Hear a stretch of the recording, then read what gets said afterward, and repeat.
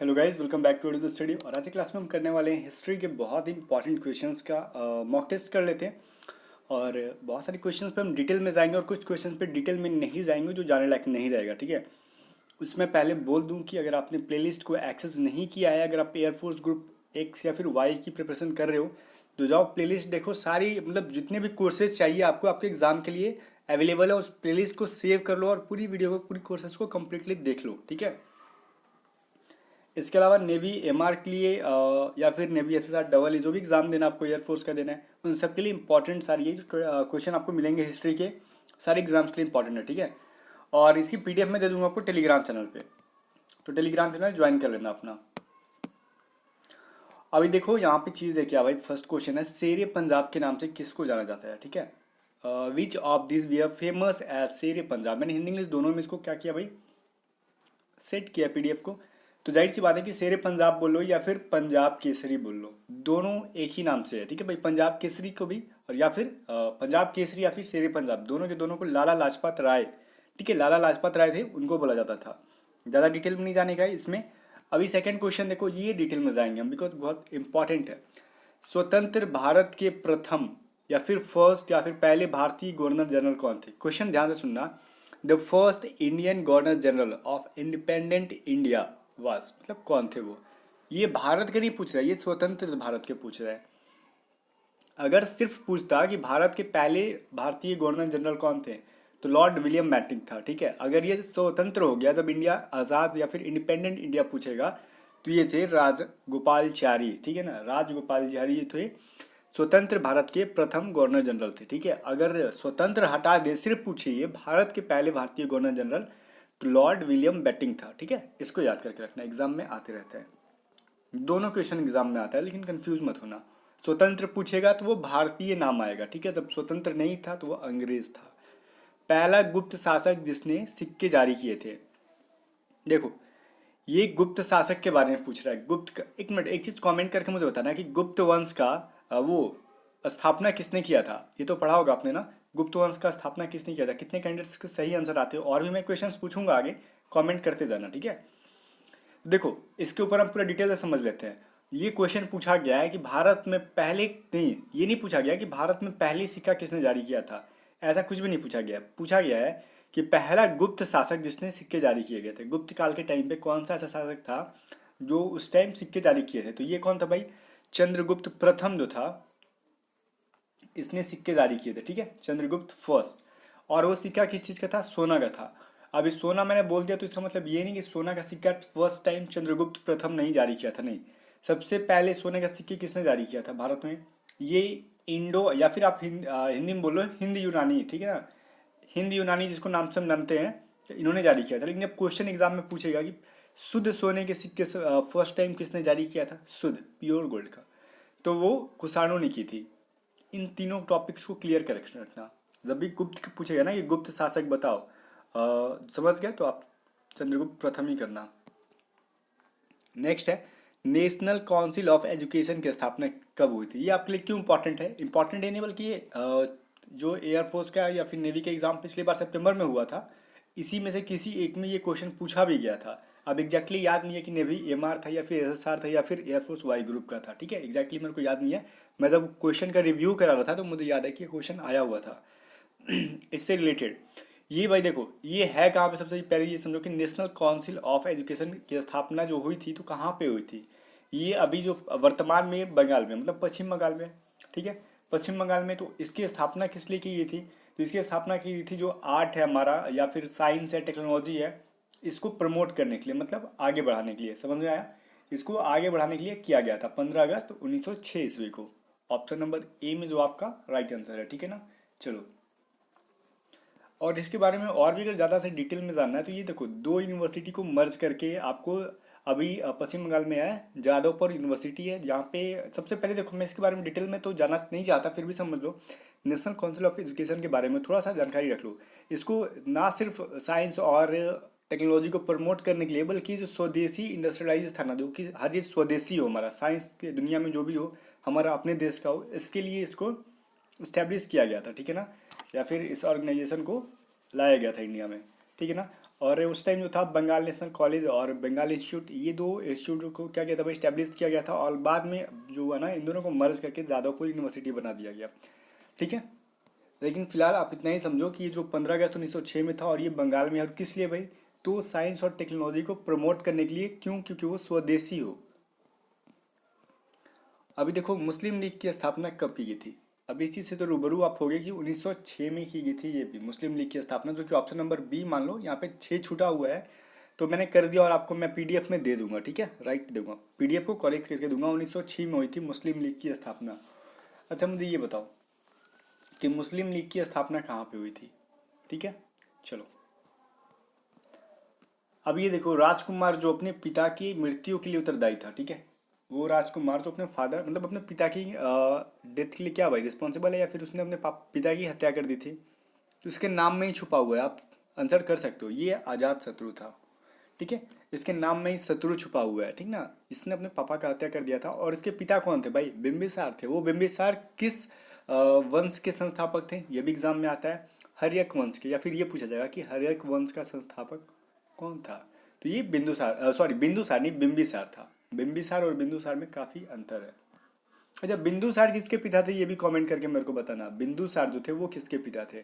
ठीक है, ये दोनों मगध के ही हैं, ठीक है ना, चाहे वो बिंबिसार हो या फिर बिंदुसार, दोनों दोनों मगध में ही थे। करो या मरो का संबंध किस आंदोलन से, वो सारे क्वेश्चन मैंने पूछा है, सारे के आंसर करते जाओ, कॉपी पे लिखते जाओ, बाद में कमेंट कर देना। करो या मरो का संबंध किस आंदोलन से है, या फिर बोला गया था करो या मरो किस आंदोलन के टाइम पे गांधी जी ने बोला था। तो जाहिर सी बात है, करो या भारत छोड़ो के टाइम पे, जब भारत छोड़ो आंदोलन, क्विट इंडिया, ये जो आंदोलन आया था उस टाइम में इसको बोला गया था, ठीक है ना, करो या मरो। अब इसके बारे में अगर आप ज़्यादा डिटेल में जानना चाहते हो तो थोड़ा सा समझ लो कि ये करो या सॉरी भारत छोड़ो आंदोलन के बारे में थोड़ा सा समझ लो कि जाहिर सी बात है कि यहाँ पे क्या किया जा रहा था भाई, अंग्रेजों को भगाने के लिए। लेकिन इसके कब हुआ था ये, 8 अगस्त 1942 के टाइम पे भारत छोड़ो आंदोलन हुआ था। और ये जो कब, उस टाइम क्या चल रहा था ये पता है आपको, ये जो सेकेंड वर्ल्ड वार था, द्वितीय विश्व युद्ध था, उस टाइम महात्मा गांधी जी ने क्या किया था भाई, ये जो कांग्रेस का सम्मेलन या फिर अधिवेशन था ना जो मुंबई का, उस टाइम इन्होंने उसी के बीच ये जो मीटिंग वगैरह था उसमें इन्होंने बात किया, चलो भाई अब इस चीज़ को भारत छोड़ो आंदोलन लाते हैं जिसके तहत हम अंग्रेजों को भगाने वाले हैं। और उस टाइम ये जो बहुत ही भारत छोड़ो आंदोलन जो था ना, क्विट इंडिया, अपने आप में बहुत इतना फेमस क्यों हुआ, बिकॉज उस टाइम जो अंग्रेज थे सेकेंड वर्ल्ड वार के टाइम पे हिटलर ने काफ़ी उनके नाक में दम कर रखा था, और ये गांधी जी ने काफ़ी मौके का फ़ायदा देख के यहाँ पे ये जो भारत छोड़ो आंदोलन लाया, ताकि देखो अंग्रेज तो ऑलरेडी परेशान थे सेकेंड वर्ल्ड वार के टाइम पे, और इधर से महात्मा गांधी ने पूरा फोर्स कर दिया, और इंडियन जो थे पूरा इकट्ठा हुए एक साथ और इसको सपोर्ट किए, समझ में आ गया। तो इसके तहत फिर वो क्या किया था भाई, इंडियन परेशान होके, सॉरी ब्रिटिश परेशान होके जाने का वो क्या कर लिए थे, राय बना लिए थे कि यहाँ पर निकलना चाहिए। दिल्ली की प्रसिद्ध जामा मस्जिद का निर्माण किसके द्वारा किया गया था। अगर मैं टाइम ज़्यादा ले रहा हूँ तो वीडियो को आप फास्ट मोड में करके देख सकते हो, 2x स्पीड में देख सकते हो या फिर 1.5 में। ठीक है, जामा मस्जिद का निर्माण किसने किया था भाई, शाहजहां ने किया था, ठीक है ना, इस चीज़ के लिए क्लियर होगा। ठीक है, चलो अभी नेक्स्ट है गांधी इरविन समझौता। एक मिनट, गांधी इरविन समझौता जब भी आता है तो आपके दिमाग में आता है कि अरे कोई समझौता होगा गांधी जी ने किया हुआ था, ठीक है, लेकिन ये गांधी इरविन समझौता हुआ क्यों था, कब हुआ था तो पता है भाई, 1931 में हुआ था, 5 मार्च, 5 मार्च ऐड कर लेना यहाँ पे, 1 मिनट, 5 मार्च, ठीक है, 1931, ठीक है, इस चीज़ को ऐड करना, ये किसके किसके साथ में हुआ था, ये महात्मा गांधी और उस टाइम जो इंडिया के वायसराय था लॉर्ड इरविन, इसके इन दोनों के बीच में एक पॉलिटिकल जो हुआ था ना, एक वो हुआ था, समझौता हुआ था, ठीक है ना। और इस समझौता में बहुत कुछ हुआ था जिसके तहत कहा गया था कि जितने भी इंडियंस को अंग्रेजों ने बंदी बना के रखा है, चाहे वो इंडियंस आरोपी हो या फिर मारपीट की वजह से पकड़े गए हों, या फिर पॉलिटिकल रीज़न से बंदी बनाए गए हों, तो इन सबको छुड़ाने की बात की गई थी। लेकिन उन्होंने ये सब पे सब नहीं बोला, जैसे इरविन ने सबको मतलब एक्सेप्ट नहीं किया, बोला कि देखो गांधी जी को मैं सबके आपकी बातों से समर्थन तो करता हूँ, लेकिन जितने लोग आरोपी हैं उनको तो हम लोग नहीं छोड़ेंगे, लेकिन जितने भी राजनीतिक पार्टी या फिर प्रोटेस्ट करते हुए लोग पकड़े गए हैं उनको हम लोग छोड़ देंगे, लेकिन जितने लोग आरोप में भारतीय पकड़े गए हैं उनको हम लोग नहीं छोड़ेंगे, रिहा नहीं करने वाले, ठीक है। और एक चीज़ और यहाँ पे कहा गया था कि भारत में जितने भी समुद्र के किनारे जो है नमक आप बना सकते हो, अधिकार मिल गया था नमक बनाने के इनको। इसके अलावा और भी गांधी जी क्या करते थे ना भाई, कि वो उनको स्वदेशी चीज़ें पसंद थी, तो विदेशी कपड़े पसंद नहीं थे उनको, और शराब वगैरह से तो वो दूर ही रहते थे। तो उन्होंने बोला कि हम दुकान के सामने जहाँ भी शराब और विदेशी कपड़े बिकेंगे हम सामने क्या करेंगे, प्रोटेस्ट करना शुरू कर देंगे, धरना प्रदर्शन शुरू कर देंगे, ठीक है। तो उन्होंने भी एक्सेप्ट कर लिया इरविन ने कि ठीक है चलो भाई आप कर सकते हो, आपको परेशान कोई नहीं करेगा, ठीक है। और कितने टाइम प्रोटेस्ट के टाइम पे कुछ सरकारी संगठन में काम कर रहे भारतीय क्या कहते हैं रिजाइन दे दिया था, उन्होंने त्यागपत्र दिया था। तो उनको भी बोला गया था कि भाई जितने लोग रिजाइन दिए हैं ब्रिटिश का प्रोटेस्ट करने में, उनको अगेन क्या किया जाएगा, आपको उसी पोस्ट पे बहाल कर लिया जाएगा, पूरा वो लोग काम करेंगे, ठीक है ना। चलो, और प्रोटेस्ट के टाइम पे जिसकी जिसकी प्रॉपर्टी को जब्त कर लिया गया था उन सबको दे दिया गया था। ये सभी चीज़ें हुई थी गांधी विरोधी समझौता के टाइम पे। बाकी बहुत सारी चीज़ों को गांधी जी ने भी एक्सेप्ट किया था, जैसे कि उन्होंने सभी ने आगे अवज्ञा आंदोलन जो था वो ख़त्म कर दिया था उस टाइम। और जो सेकेंड जो गोलमेज सम्मेलन होने वाला था उसमें कांग्रेस कभी ना गोलमेज सम्मेलन में भाग नहीं लेती थी, लेकिन सेकेंड वाले मिल ली इसी मतलब समझौते के दौरान ही। और बोला गया था कि कांग्रेस जो है किसी भी ब्रिटिश सामान का क्या करेगी, कभी भी बाइकआउट नहीं करेगी, मतलब उसका बहिष्कार नहीं करेगी, ठीक है। काफ़ी चर्चा हो गया उसके ऊपर। ऋग्वैदिक आर्य भारत में कहाँ रहते थे, देखो यहाँ पे भी बहुत टॉपिक अच्छा सा है कि ऋग्वैदिक आर्य कब आए, ठीक है ना। जैसे ही हमारा सिंधु सभ्यता, ठीक है, इंडस वैली सिविलाइजेशन जब खत्म हो गया हमारा, ठीक है, ध्यान से सुनना, इंडस वैली मतलब सिंधु सभ्यता जब खत्म हुआ उस टाइम ये जो था ना ऋग्वैदिक काल आया हमारा, ठीक है। और ये देखो इंडियन हिस्ट्री में तो बोल दिया जाता है कभी कभी, लूसेंट जैसे बुक में लिखा गया है कि ये जो आए थे मध्य एशिया से आ गए थे, लेकिन अच्छी बुक्स जहाँ जहाँ पे हैं, ठीक है ना, उसमें ये एग्जैक्टली नहीं लिखा गया था कि मध्य एशिया से आ ही गए हैं, नहीं, ये बोला जाता है कि उत्तरी ध्रुव या फिर मध्य एशिया से आए होंगे। इसका एग्जैक्ट डेटा नहीं है हिस्ट्री में, ठीक है, वो कहाँ से आए थे ऐसा माना जाता है। ऐसा क्यों माना जाता है, क्योंकि जब वो आए, ठीक है, तो वो सप्त सिंधु क्षेत्र में थे। वो सप्त सिंधु क्षेत्र क्या कहलाता है, ठीक है, इसका मतलब क्या होता है सप्त सिंधु क्षेत्र, ठीक है। देखो उस टाइम जब आया तो भारत को समझ लो ये डायरेक्शन वाइज, ये क्या हमारा नॉर्थ है, ये साउथ है, ये ईस्ट है और ये वेस्ट है। तो वो यहाँ पे रहना पसंद करना शुरू कर दिया नॉर्थ वेस्ट में, ठीक है ना। मतलब जहाँ जहाँ पे सिंधु नदी था, विपाशा था, अतुल था, इनसे सतलज था, हमारा झेलम, चिनाब, रावी, जो सरस्वती नदियाँ थी उनके किनारे, जिसको सप्त सिंधु कहा जाता है, ये सातों नदियों को, ठीक है ना, मिला के सिंधु, ब्यास, सतलज, झेलम, चिनाब, रावी, जो कि सारे के सारे इधर ही हैं, इधर से ही बहते हैं, ठीक है। जो कि हमारा उस टाइम पाकिस्तान भी था हमारा, इंडिया में कश्मीर, पंजाब, उस टाइम जो थे ना उधर ही रहते थे ये लोग, ठीक है, जो कि सप्त सिंधु क्षेत्र के नाम से जाना जाता है। अभी देखो भारत के किस क्षेत्र में क्षेत्र को प्राचीन काल में अवंतिका के रूप में जाना जाता था, तो ये हमारा मालवा है, मालवा को अवंतिका के रूप में जाना जाता है। तो इस पर ज़्यादा डिटेल नहीं करेंगे। और मोहम्मद गोरी और पृथ्वीराज चौहान के बीच में कौन सी युद्ध लड़ी गई थी, तराइन का युद्ध, पता होगा आपको, ऑप्शन नंबर ए में जो है राइट है। अच्छा, तराइन का युद्ध कब कब हुआ था भाई, एक तो 1991 और 92 में हुआ था, पता होगा फर्स्ट सेकेंड। महात्मा गांधी को सत्याग्रह के दौरान पहली बार कब गिरफ्तार किया गया था, महात्मा गांधी को गिरफ्तार किया तो गया था, लेकिन कब, फर्स्ट टाइम तो 1908 में, जब वो ये जो सत्याग्रह स्टार्ट कर दिए थे उस टाइम 1908 में फर्स्ट टाइम उनको अरेस्ट कर लिया गया था। करने वाला तो अंग्रेजी होगा। अभी क्वेश्चन बहुत ही मज़ेदार क्वेश्चन, यहाँ पे समझो, नोआखली कहाँ स्थित है। अभी नोआखली देखो सुनने में तो अजीब लगेगा कि बांग्लादेश में है, लेकिन मैं पढ़ा क्यों रहा हूँ। देखो नोआखली बहुत ही इंपॉर्टेंट प्लेस है हमारे महात्मा गांधी से रिलेटेड। क्यों भाई, जब भारत जो है ना जब हम भारत पाकिस्तान की बंटवारा के बारे में जब भी हम पढ़ेंगे तो उसमें आपको नोआखली पढ़ने के लिए मिल जाएगा। क्यों, आप बोलोगे भारत पाकिस्तान के बारे में पढ़ाई कर रहे हैं और हम बांग्लादेश पे कहाँ जाएंगे। देखो बांग्लादेश अपना बांग्लादेश हुआ, लेकिन पहले तो पाकिस्तान का हिस्सा था ना, बहुत बढ़िया। तो नोआखली में जब भारत पाकिस्तान बंटवारा हुआ तो वहाँ पे एक बहुत ज़्यादा मतलब ये कहा जाए कि बहुत बड़ी संख्या में हिंदुओं को मारा गया था, ठीक है। जाहिर सी बात है कि इंडिया में और पाकिस्तान में उस टाइम जो चल रहा था, यहाँ से लोग मुस्लिम भारत में दंगा हुआ था, हिंदू मुस्लिम, और वहाँ भी हिंदू मुस्लिम, तो लोग मारे ही जाते हैं, ठीक है। उस टाइम जो हुआ था, किसी भी रिलीजन को यहाँ पे पर्सनल लेके नहीं रहना है, बस इसको स्टडी से रिलेटेड आप पढ़ना, ज़्यादा कमेंट में उल्टा सीधा मत करना। इसलिए इसको जाना जाता है कि वहाँ पे गांधी जी गए थे, 4 महीने रुके थे, और वहाँ का जो ये हिंसा फैला था उसको शांत करके आए। 4 महीने रहने के बाद वहाँ पे एक गांधी आश्रम भी बनाया गया है, ठीक है ना। इसी से रिलेटेड क्वेश्चन था, इसलिए मैंने इसको इंपॉर्टेंट किया, जो बांग्लादेश में है। लोकनायक के रूप में किसे जाना जाता है, लोकनायक पता होगा आपको, उम्मीद है, जयप्रकाश नारायण को जाना जाता है। ऑप्शन नंबर ई राइट आंसर है। बारदौली सत्याग्रह के नेता कौन थे, बारदौली सत्याग्रह के बारे में पता है ना, नहीं पता है तो जाओ सर्च करके पढ़ लेना। उस टाइम सरदार वल्लभ भाई पटेल थी, या फिर नेक्स्ट वीडियो में मैं इसको कुछ टॉपिक जो ना, जैसे कि इंडियन पुलिस एक्ट क्या है, इंडियन पुलिस एक्ट का जो गठन क्यों किया गया था इंडिया में, क्या हमारी रक्षा के लिए तो नहीं किया गया था ना उस टाइम, जब अंग्रेजी लाए थे इंडियन पुलिस एक्ट को, तो क्यों किया गया था, बारदौली सत्याग्रह से बहुत सारे टॉपिक्स है जिसके ऊपर मैं अलग से वीडियो बना के आपको दे दूंगा, कंप्लीट केस स्टडी तरीके से समझो। गांधी जी का दांडी मार्च किसका हिस्सा है? दांडी मार्च, देखो ये जो भारत छोड़ो आंदोलन था उसका हिस्सा तो है नहीं, ये सविनय अवज्ञा आंदोलन है।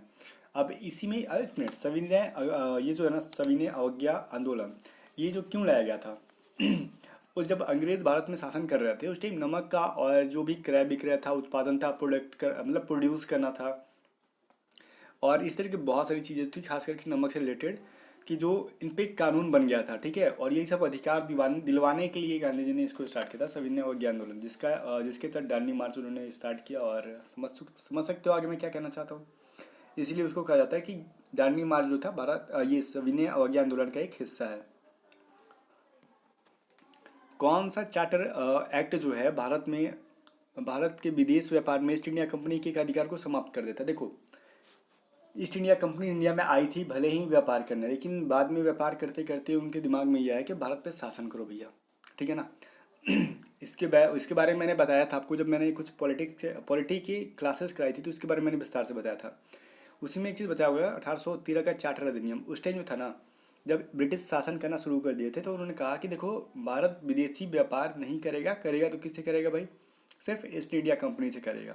अब देखो उन्होंने बहुत अच्छा सा पॉलिटिक्स किया था, यहाँ पे गेम खेला था, इंडिया में व्यापार किया, ईस्ट इंडिया कंपनी खोला भी कंपनी, और बुलाया गया चलो भैया तो इंडिया का नाम देके, ये इंडिया का है, सही बात है, इंडियन कंपनी है, एक तरीके से नाम दिया गया था तो ब्रिटिश, इंडिया इसे व्यापार करेगा। और एक चीज़, एक मतलब बोला गया कि बैन लगा दिया कि इससे बाहर नहीं करेगा वो, ठीक है। बाद में इस मोनोपोली को ख़त्म कर दिया गया था। चलो, निम्नलिखित में से किसने तंजावुर में या फिर समझो इस क्वेश्चन को पूरी ना पढ़ कितना पढ़ सकते हो कि बृहदेश्वर मंदिर का निर्माण किसने किया था? तो राजा राज चोल प्रथम ने कराया था। ये भी क्वेश्चन बहुत बार एग्जाम में आता है, ठीक है ना। भारत में पहला अंग्रेजी समाचार, ये फिर क्वेश्चन आपने पढ़ा होगा कि इंडियन प्रेस के फादर किसको कहा जाता है? तो ये हिक्की को, जेम्स हिक्की को कहा जाता है, या फिर JRA हिक्की पूरा नाम है इसका। तो हिक्की ने फर्स्ट टाइम जो था इंग्लिश पे न्यूज़पेपर को इंडिया में लाया था। जहांगीर का कब्र क्यों कहाँ पे है, ये क्यों पूछा जाता है एग्जाम में पता है? बिकॉज ये इंडिया में है ही नहीं, इसलिए पूछा जाता है एग्जाम में। ये लाहौर में है, ताकि कैंडिडेट्स यहाँ पे गलत कर देते हैं, बहुत सारे कैंडिडेट्स आगरा का आंसर करके निकल लेते हैं। अंतिम मुगल सम्राट कौन था? बहादुर शाह द्वितीय था, सेकंड, ठीक है ना। फर्स्ट कौन था कमेंट करके बताना। गदर पार्टी की स्थापना किसने की थी? तो सुहन सिंह बाकना ने की थी, ठीक है। Option number B is right answer. अभी देखो बीबी का मकबरा कहाँ पे? अच्छा, बीबी का मकबरा, जब भी हम बीबी का मकबरा समझते तो हमें समझ में नहीं आता है कि मकबरा किसकी बीबी का है, या फिर उस बीबी का नाम क्या है जिसकी भी बीबी का हो। तो ये औरंगजेब की फर्स्ट वाइफ का है, ठीक है, दिलरास बानो बेगम नाम था उनका। ये है कहाँ पे भाई? ये तो औरंगाबाद में है ना। ये तो मैंने बताया नहीं, बाकी सारे आंसर बता दिए। ऑप्शन नंबर ही राइट है इसका। अभी देखो, मनुष्यों के अधिकार का घोषणा पत्र किससे संबंधित है? बहुत ही इंपॉर्टेंट समझ लो, अगर आप एक स्वतंत्र नागरिक हो तो आपके लिए बहुत ही इंपॉर्टेंट सारा ये टॉपिक है। ये तो खैर देखो, फ्रांस का जो फ्रांसीसी क्रांति हुआ था ना उस टाइम के से रिलेटेड, ये फ्रेंच रिवॉल्यूशन से, ऑप्शन नंबर बी होगा। लेकिन इसके बारे में थोड़ा सा जान लो जाते जाते, और ये लास्ट क्वेश्चन है कि क्यों इंपॉर्टेंट है। देखो, ये एक तरीके से माना जाए तो बोला जाता है कि फ्रांस की क्रांतिकारी जो है ना राष्ट्रीय संविधान में इसको ऐड किया गया कि मनुष्यों के अधिकार का घोषणा पत्र। देखो, इस पृथ्वी पे जहाँ जहाँ पे राजाओं ने शासन किया है उनके दिमाग में बस यही चलता था कि हम जो है, या फिर हमें जो है ईश्वर ने इसलिए बनाया है ताकि हम पृथ्वी पे राज करेंगे। बात समझ में आ गया? हम किसी को कोई भी किसी भी तरीके के जवाब नहीं देंगे, किसी भी, जैसे कि हमने क्या किया क्यों नहीं किया, किसी भी पब्लिक को, आम जनता को हम जवाब क्यों दें? बिकॉज हमें भगवान ने राज करने के लिए बनाया ही है। इनके माइंड में ये चलता था, ठीक है। उसी तरीके से उसी में से कौन था भाई? ब्रिटेन भी वही था जो सबका बाप बना फिरता था। उसने इंडिया के अलावा यूएसए पे भी बहुत सारे कंट्रीज पे क्या किया था, शासन किया था, उसमें से यूएसए भी एक था। तो जो भी यूरोपियन कंट्री के लोग यूएसए में रह रहे थे, यूएसए मतलब अमेरिका में रह रहे थे, उस टाइम उन्होंने प्रोटेस्ट शुरू कर दिया था किसके अगेंस्ट? ब्रिटिश के अगेंस्ट, कि चल भाई निकल यहाँ से, बहुत तरह नौटंकी हो गया, ठीक है। और जब वो अंग्रेजों को भगा दिए और एक जो है ना स्वतंत्र देश बनाकर, मतलब वो ना जैसे कि हमारा अभी है लोकतांत्रिक जो राज्य स्थापित करके वहाँ पे रहना शुरू कर दी कि नहीं भाई, जो भी होगा जनता के हित में यहाँ पे सब कुछ होगा, जो जनता चाहेगा जनता के अकॉर्डिंग होगा, ठीक है ना। तो इसी चीज़ से इंस्पायर होके ने भी समझा यही भाई, देखो बहुत ज़्यादा राजतंत्र हो गया, ठीक है ना। अब जो होगा, जो भी चीज़ होगी राजतंत्र नहीं होगी, जनता के हित में होगी। यह समझ लो कि भले ही ये फ्रांसीसी रिवॉल्यूशन की वजह से हुआ, लेकिन वैसी सारी दुनिया की सारी कंट्रीज़ में है जो कि अभी जन जहाँ पे राजतंत्र नहीं है, ठीक है ना। राजतंत्र ना है जहाँ पे ये है लोकतांत्रिक देश है, वहाँ पे सबके लिए ये चीज़ लागू होता है कि मनुष्यों के अधिकार का घोषणा पत्र। अब इसमें क्या क्या लिखा होगा आप मेरी बातों से समझ गए होंगे कि मतलब हर एक इंसान का कुछ ना कुछ अधिकार होता है, उसको अधिकार मिलना चाहिए, ठीक है ना। वो किसी के अधीन आके काम नहीं करेगा, लेकिन हाँ उस देश के नियम कानून को बिना तोड़े। मतलब ये समझ सकते हो ये कि सभी देशों के कुछ जैसे कि नॉर्थ कोरिया को छोड़कर बहुत सारे देश जो कि अभी गुलाम है उनको छोड़कर बहुत सभी देशों में जहाँ के संविधान है उसमें ये चीज़ को ऐड किया गया है कि हर नागरिक को अपना अधिकार मिलना चाहिए। बात समझ में आ गया। फाइनली आया था फ्रेंच रिवॉल्यूशन से, फ्रांसीसी क्रांति से, ठीक है। चलो मिलते हैं नेक्स्ट वीडियो में। कितने कैंडिडेट्स इसकी पार्ट 2 लेना चाहते हैं कमेंट करके बताना, ठीक है। मिलते हैं नेक्स्ट वीडियो में।